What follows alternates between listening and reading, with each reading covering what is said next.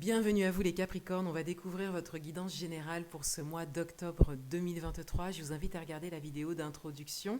Je vous explique un peu ce que je vous propose pour cette saison d'automne. Ici, on a votre carte arcane majeure du tarot de Marseille en fil conducteur pour cette saison d'automne. Et ensuite, on a votre guidance donc pour le mois d'octobre. Donc il y a une carte qui s'est présentée de manière assez surprenante, donc je l'ai gardée. Ici, vous avez le message principal, l'atout, le challenge, domaine amoureux, domaine professionnel et domaine matériel et financier. On regardera le dos du paquet. J'interpréterai cette carte-là quand je trouverai que ça résonne juste, en fait, quand je comprendrai pourquoi je l'ai tiré. Voilà. Et puis en fin de tirage, je vais prendre un petit dé pour vous, pour un message supplémentaire ou complémentaire.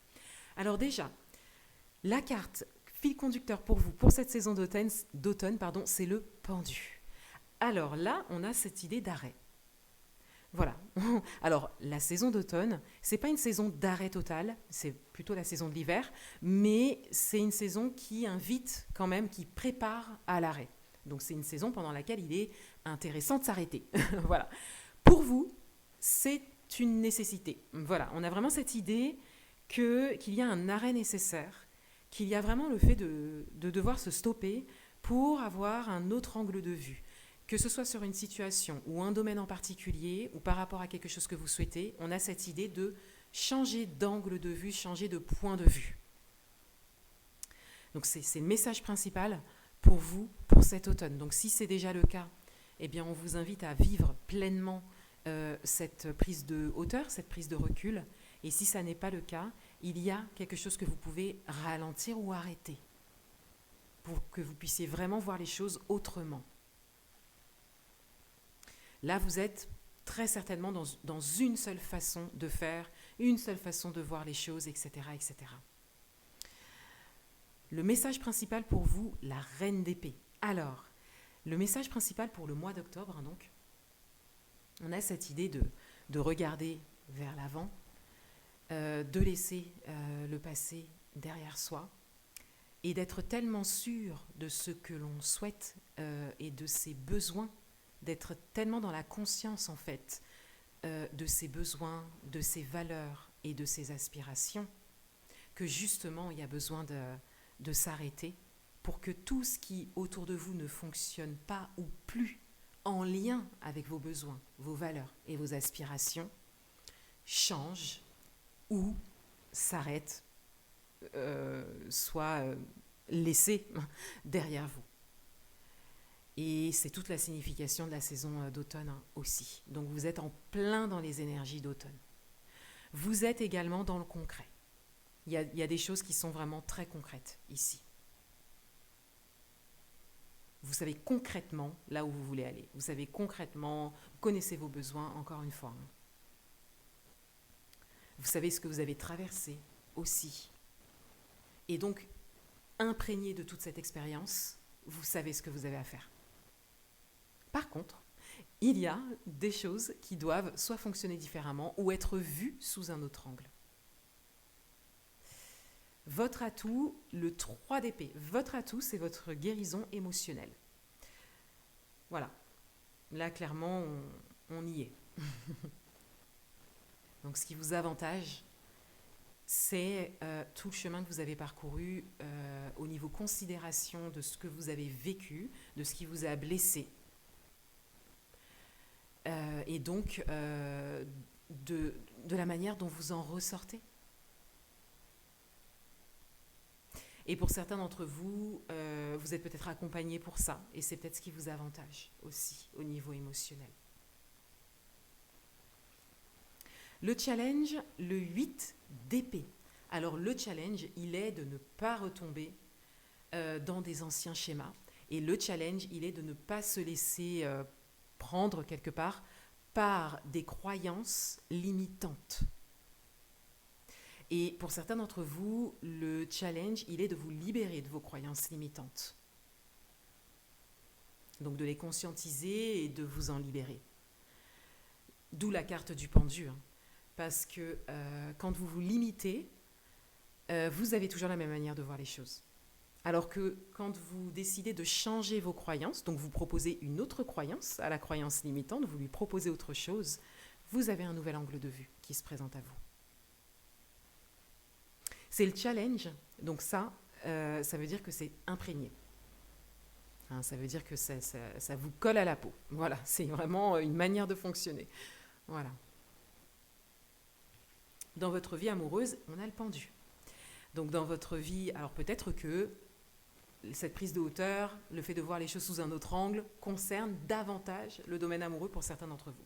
En tout cas, on retrouve le pendu.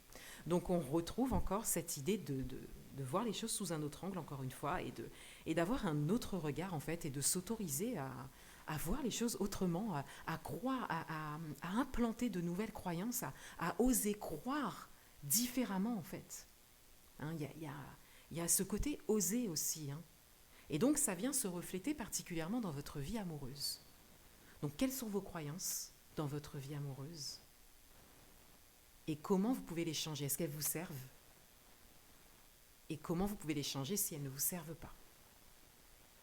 Et pour certains d'entre vous, il y a besoin d'un arrêt, il y a besoin d'un éloignement, peut-être même d'un isolement pour certains d'entre vous, pour vraiment considérer les choses sous un autre angle, encore une fois.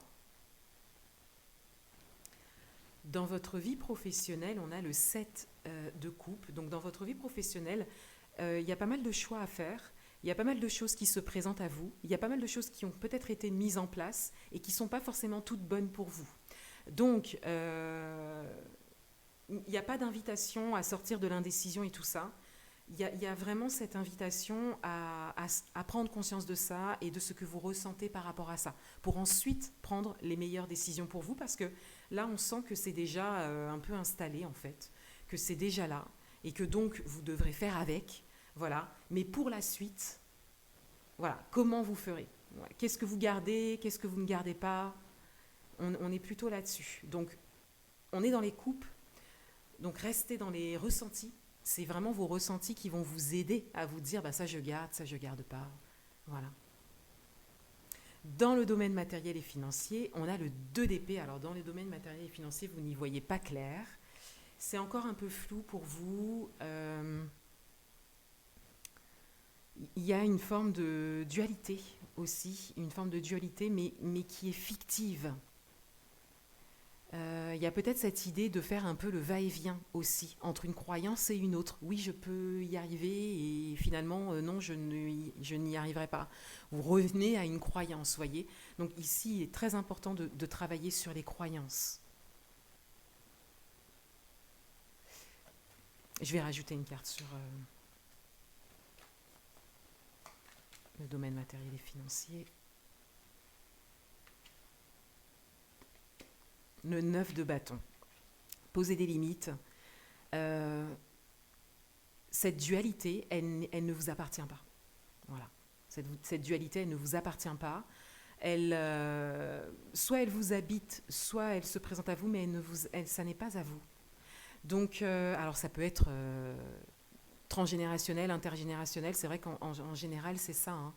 Le fait de ne pas y voir clair, le fait d'avoir peur de se poser des questions, de ne pas y croire, de pas, voilà, ça peut être des émotions, des choses qui vous ont plutôt été transmises, des pensées qui vous ont été transmises, ou